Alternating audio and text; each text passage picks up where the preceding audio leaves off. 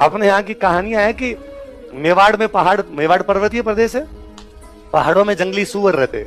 पहले राजाओं के टाइम में सबसे अच्छा शिकार यदि किसी का माना जाता तो जंगली सुअर का। किसका माना जाता? जंगली सुअर का। और जंगली सुअर का शिकार बड़ा टफ हुआ करता। पहले जब बंदूकें नहीं आई थी तो भालों से मारते, तो भाले से मारने के लिए जंगली सुअर के पास में जाके भाला मारना पड़ेगा। और अगर जंगली सुअर इतना जानवर शक्तिशाली जानवर होता है कि सिंगल बंदा मारने जाए तो जंगली सुअर उसको मार देते।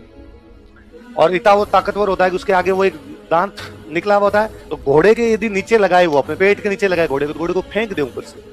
एक बार एक कोई राजकुमार अपने 10-15 साथियों को साथ में लेके मेवाड़ के पहाड़ों में जंगली सुअरों को मारना शुरू करता है और सारे जंगली सुअर मार देता है।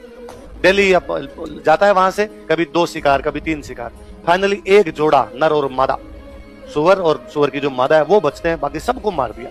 एक दिन नर और मादा अपनी गुफा के अंदर बैठे हुए और गुफा की बाहर टप टप टप की आवाज आती है, घोड़े दौड़ रहे हो, और मादा ने नर को कहा अपने कि आ गया, हम ही बचे हुए के लिए, और कोई भी बचा हुआ नहीं है, आज हम मरेंगे।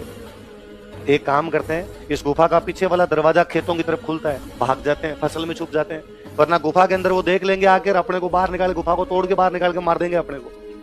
तो सुअर जो है वो अपनी मादा को कहता है, अपने राजस्थानी भाषा में सुअर की मादा कहते हैं भुंडन।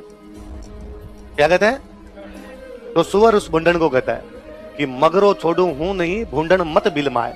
पहाड़ों को मगरा बोलते हैं, मगरा मगरी बोलते हैं। तो मगरो छोड़ू हूं नहीं, भुंडन मत बिलमाए, कि पहाड़ छोड़ के कहीं भी नहीं जाऊंगा, हे भुंडन मेरे को डिस्ट्रैक्ट करने की, राजी करने की कोशिश मत कर। सेला टकरा झेल स्यू, सेल मतलब भला, सेल मतलब क्या होता है?